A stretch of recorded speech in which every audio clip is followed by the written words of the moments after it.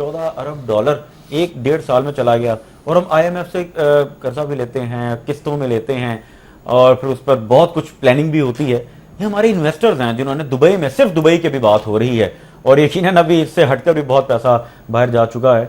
तो ये तो बड़ी परेशान कुन सिचुएशन है। ऐसी सूरत हो और गवर्नमेंट के नोटिस में यकीनन हम ये बात करेंगे, अपने प्रोग्राम के जरिए कोशिश भी करेंगे कि मैसेज वहां तक पहुंचे, तो इसके बावजूद पॉलिसीज आप क्या समझती हैं? ये इतना मुश्किल काम तो नहीं है। यकीनन हमारा जो इन्वेस्टर है, जो पाकिस्तानी, इवन ओवरसीज पाकिस्तानी, एक आम आदमी, वो भी चाहता तो यही है कि इन्वेस्टमेंट पाकिस्तान में ही करे, मगर जिस तरह फरमाया गया कि एक डर है, खौफ का आलम है, फिर वो पूछताछ बहुत ज्यादा है, इस वजह से वो बाहर ले जाते हैं। क्या वजह समझ रहे हैं कि पॉलिसीज क्यों नहीं बन पा रही, आखिर कब बननी है? सर, जैसे शाहिद साहब ने कहा है, ये सिर्फ फ्लाइट ऑफ कैपिटल पाकिस्तान से नहीं है।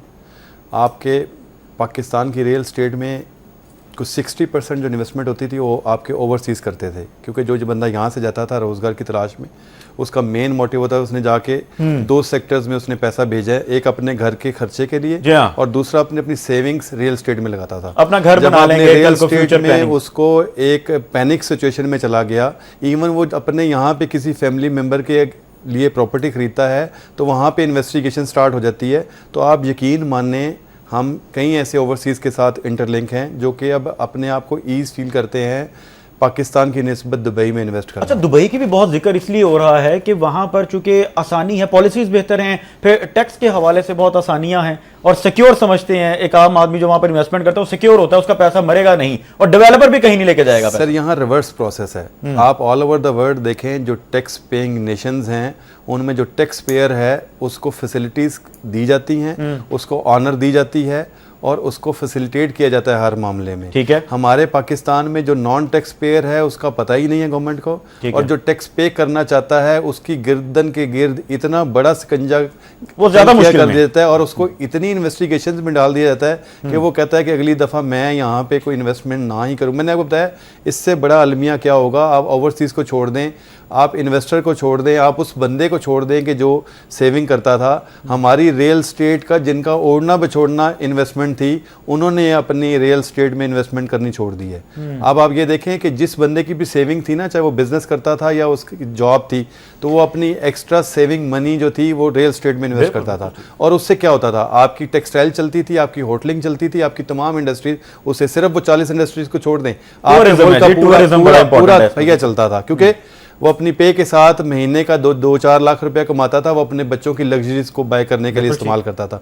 जब आपने वो रोक दिया है तो अब होटल इंडस्ट्री भी बैठ गई, टूरिज्म इंडस्ट्री भी बैठ गई, आपकी वो तमाम चीज़ें। देखें, मेरी जेब में पैसा होगा तो मैं बच्चों को शॉपिंग पे लेके जाऊंगा, जब नहीं होगा तो ऑब्वियसली फिर चीज़ें, अब आप देखें इस टाइम मिनिमाइज हो जाएंगी, बहुत स्टक हो चुका है, हर चीज़ स्टक हो चुकी हुई है। और मैं आज आपके प्रोग्राम के तवज्जो से कहता हूँ, आपने सिर्फ 2 महीने पिछले देखें, गवर्नमेंट ने सिर्फ एक र्यूमर मार्केट में फेंका कि जी तमाम टैक्सेस नीचे आ रहे हैं, आपकी मुल्क की रियल स्टेट चल पड़ी।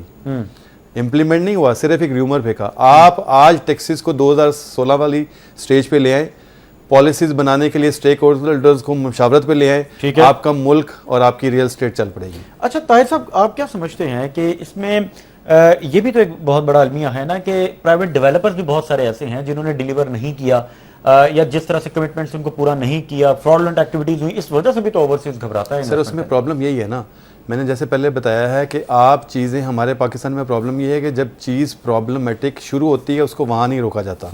पॉलिसीज़ ऐसी होनी चाहिए कि एक डेवलपर कोई भी चीज़ शुरू करने से पहले उसको प्रॉपरली पूरी डॉक्यूमेंटेशन के साथ अप्रूवल देनी चाहिए। सही, ठीक है। वहाँ पे अप्रूवल होती नहीं है। जब वो चीज़ें, एक बंदे के पास 500 कनाल जगह है, वो 5000 कैसे बेच सकता है? इसके ऊपर कुछ चेक ही नहीं है, चेक एंड बैलेंस नहीं है, चेक एंड बैलेंस नहीं है। तो ये चीजें तब भी हो सकती हैं जब आप स्टेक होल्डर्स के साथ बैठ के पॉलिसीज बनाएंगे। जब वो पॉलिसीज बनाएंगे और उसको प्रॉपर्ली स्ट्रिक्टली इंप्लीमेंट करेंगे तो चीजें बेहतर हो जाएंगी। और बिल्कुल इसमें फिर कैटेगराइज करना आसान हो जाएगा कि कौन सा डेवलपर काम कर रहा है और उसको सपोर्ट किया जाए, फिर गवर्नमेंट सपोर्ट भी कर सकती है, और जो नहीं कर रहे उन पर गिरफ्त भी मजबूती के साथ की जाए।